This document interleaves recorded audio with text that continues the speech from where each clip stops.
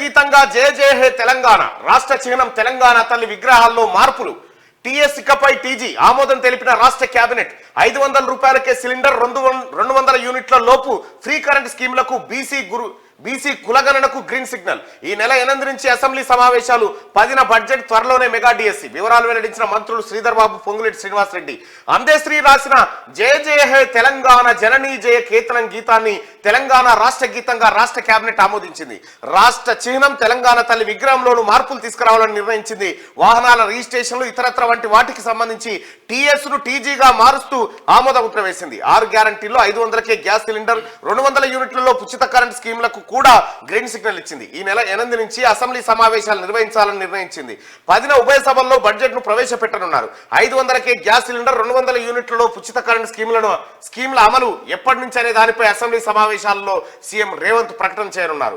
65 ప్రభుత్వ ITI కాలేజీలను advance technology centres గా upgrade చేసేందుకు కేబినెట్ ఓకే చెప్పింది. ఖైదీల క్షమాభిక్షతో పాటు హైకోర్టుకు 100 ఎకరాల భూ కేటాయింపులు, బీసీ కులగణనకు కూడా రాష్ట్ర కేబినెట్ ఆమోద ముద్ర వేసింది. సెక్రటేరియట్ లో ఆదివారం సీఎం రేవంత్ రెడ్డి అధ్యక్షతన కేబినెట్ సమావేశం జరిగింది. సాయంత్రం 5 గంటల నుంచి 9 గంటల వరకు జరిగిన ఈ భేటీలో అనేక విషయాలపై చర్చించారు. పలు ప్రతిపాదనలకు ఆమోదం తెలిపారు. ఇక్కడ ఒక్కసారి జయ జయ హే తెలంగాణ, ఇంత అద్భుతమైన పదాలు కూర్పు కేసీఆర్ తోనే కాదు. నేను చెప్తున్నా కదా, కేసీఆర్ తపస్సు చేసినా రాదు ఇంత సాహిత్యము, ఇంత అద్భుతమైనటువంటి. ఇట్లా చెప్తాడు. ఇప్పుడు ఏది నల్లగొండ పాట నేనే రాసిన, చూడు చూడు నల్లగొండ గుండె నిండా ఫ్లోరైడ్ బండ నేనే రాసిన అని చెప్పే అప్పుడే అప్పుడు చూపించే నిప్పుల వాగులేదు చూపెట్టి. ఇంకా ఒక్క అబద్ధమా కేసీఆర్ తానా?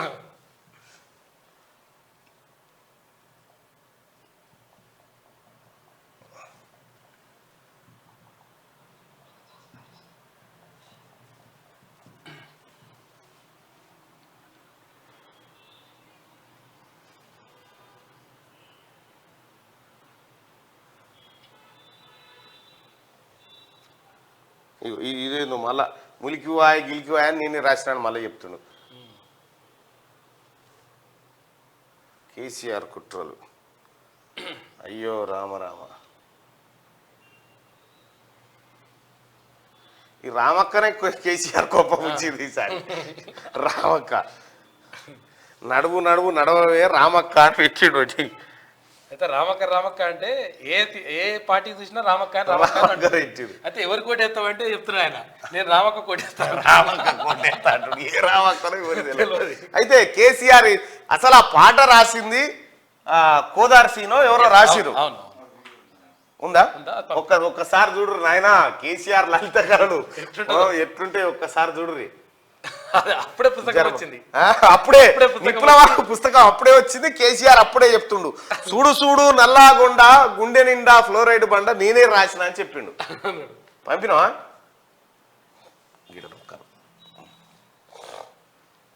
కేసీఆర్ పాట, కేసీఆర్ అంతా కాపీ పేస్టే. కేసీఆర్ ఏది మంచిగుంటే అది నాదే అంటాడు. కేసీఆర్ నేనే పుట్టించిన దీన్ని అని చెప్తాడు. పంపినా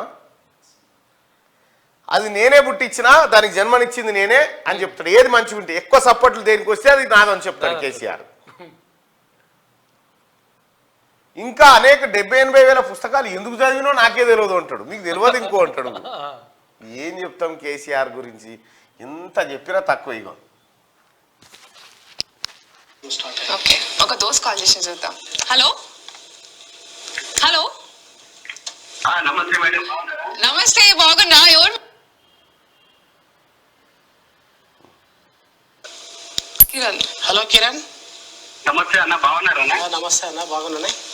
బాగున్నానా అన్న? మీ పాటలంతా నాకు చాలా ఇష్టం అన్న మీ పాటలు అంటే. అన్న నల్లగొండ జిల్లా గురించి ఒక పాట పాడినారు మీరు. అవునన్నా. చూడు చూడు నల్లగొండ గుండె నిండా ఫ్లోరైడ్ బండ అని. అవునన్నా. ఫ్లోరైడ్ సమస్య మన నల్లగొండ జిల్లాలో ఫ్లోరైడ్ సమస్య గురించి పాట పాడిరేనా? అవునన్నా. నాకు అదంటే చాలా ఇష్టం. నా కోసం ఆ పాట పాడాలన్నా మీరు. తప్పకుండా అన్న, వినిపిస్తాను.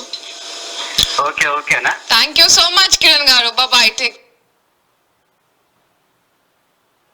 పటిమేలు ఉన్నటువంటి అంటే నిజాంకు వ్యతిరేకంగా పోరాడిన ఆ గడ్డలో స్వాతంత్రం వచ్చి 64 ఏళ్ళు ఎక్కడో నీళ్ళు తీసుకొచ్చి అక్కడ ఇవ్వాల్సిన అవసరం ఉంది. తలాపున అక్కడ విషపు నీరు నిజానికి అక్కడ పోయి చూసి పాలకులు ప్రజల అవసరాలను ప్రకృతి ఒడి అక్కడ ఇచ్చింది. గొప్పతనంగా రాసుకున్నారు గుట్ట నల్లగొండ. అదే వీరత్వం ఓకే, ఆ వీరత్వం ఏమైంది? కనీసం ఇక్కడ మంచినీళ్ళు పోయలేదు అని చెప్పి నేను ప్రశ్నిస్తూ నా జిల్లా మీద పాట రాసుకున్నాను. నిజానికి కూడా అది నాకు ఇప్పటికి కూడా అనిపిస్తుంది ఆ పరిస్థితి చూస్తే. ఎందుకంటే ఎవరు చేసిన పాపం ఇది. పాడే కుండ నిండా ఫ్లోరైడ్ బండ చూడు చూడు నల్లగొండ, కుండ నిండా ఫ్లోరైడ్ బండ ఒక్కలంకర రాసింది ఈయన. ఇదేంది ఎందుకండి నాకు అర్థం కాదు. కాంగ్రెస్ పార్టీకి కాళేశ్వరం చెప్పుకున్నదేమో బాతాల పోసేటి నేనే రాసిన అని చెప్పుకున్నాడు. గంత బటివాయి. ఇక ఇక్కడ నిన్న తెలంగాణ రాష్ట్ర కేబినెట్ కీలకమైన నిర్ణయాలు తీసుకుంది. ఆ రాష్ట్ర చిహ్నం తెలంగాణ తల్లి విగ్రహంలోనూ మార్పులు తీసుకురావాలని నిర్ణయించింది. వాహనాల రిజిస్ట్రేషన్లు ఇతరత్ర వంటి వాటికి సంబంధించి టీఎస్ ను టీజీగా మారుస్తూ ఆమోద ముద్ర వేసింది. 6 గ్యారంటీలోని 500కే గ్యాస్ సిలిండర్ 200 యూనిట్లలో ఉచిత కరెంటు స్కీములకు కూడా గ్రీన్ సిగ్నల్ ఇచ్చింది. ఈ నెల 8 నుంచి అసెంబ్లీ సమావేశాలు నిర్వహించాలని నిర్ణయించింది. 10న ఉభయ సభల్లో బడ్జెట్ ప్రవేశపెట్టనున్నారు. 500కే గ్యాస్ సిలిండర్ 200 యూనిట్లలో ఉచిత కరెంటు స్కీముల అమలు ఎప్పటి నుంచి అనే దానిపై అసెంబ్లీ సమావేశాల్లో సీఎం రేవంత్ ప్రకటించనున్నారు. 65 ప్రభుత్వ ఐటీఐ కాలేజీలను అడ్వాన్స్డ్ టెక్నాలజీ సెంటర్స్ గా అప్గ్రేడ్ చేస్తూ కేబినెట్ ఓకే చెప్పిందంటూ, అలాగే ఖైదీలకు కూడా క్షమాభిక్ష పెట్టడానికి కేబినెట్ ఆమోదం తెలిపింది. బీసీల కులగణన అత్యంత కీలకమైనటువంటి నిన్న కేబినెట్ సమావేశం.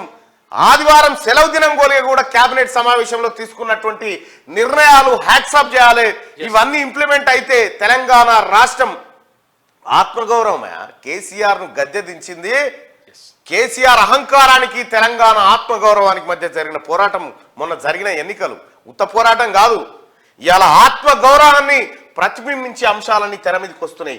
నా టీజీని తీసేసి తెలంగాణను తీసేసి టీఎస్ఆ ఇది తీసేసింది. ఇప్పుడు గౌరవ ముఖ్యమంత్రి రేవంత్ రెడ్డి గారు టీఎస్ ను టీజీగా మారుస్తా ఉన్నాడు.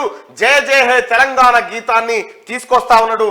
రాష్ట్ర చిహ్నము తెలంగాణ తల్లి విగ్రహాల్లో కూడా మార్పులు రాబోతా ఉన్నాయి, చేర్పులు రాబోతా ఉన్నాయి.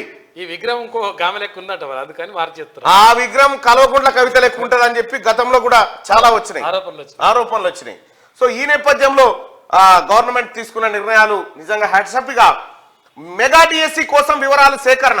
వ్యవసాయ శాఖలో ఏఈఓ పోస్టుల ఖాళీగా ఉన్న చోట భర్తీ చేయాలని కేబినెట్ భేటీలో నిర్ణయించినట్టు మంత్రి శ్రీధర్ బాబు వెల్లడించారు. గ్రూప్ 1, 2, 3, గ్రూప్ 1, గ్రూప్ 2, గ్రూప్ 4 వంటి వాటిపై పూర్తి స్థాయిలో కసరత్తు కాలేదని, అయిన వెంటనే కేబినెట్ నిర్ణయం తీసుకుంటుందని చెప్పారు. మెగా డిఎస్సి కోసం వివరాలు సేకరిస్తున్నామని, ఎన్ని టీచర్ పోస్టుల భర్తీ అనే దానిపైన క్లారిటీ వస్తుందని తెలిపారు. బెటర్ అడ్మినిస్ట్రేషన్ ఎలా ఇవ్వాలనే దానిపై ఆలోచన చేస్తున్నామని, ఉద్యోగుల ప్రమోషన్ల పైన తగిన నిర్ణయాన్ని త్వరలోనే తీసుకుంటామన్నారు. ధరణి కమిటీ ఇచ్చే నివేదికను అసెంబ్లీలో చర్చిస్తామని ఆయన చెప్పారు. నిన్న కేబినెట్ తీసుకున్నటువంటి నిర్ణయాలు ఇవైతే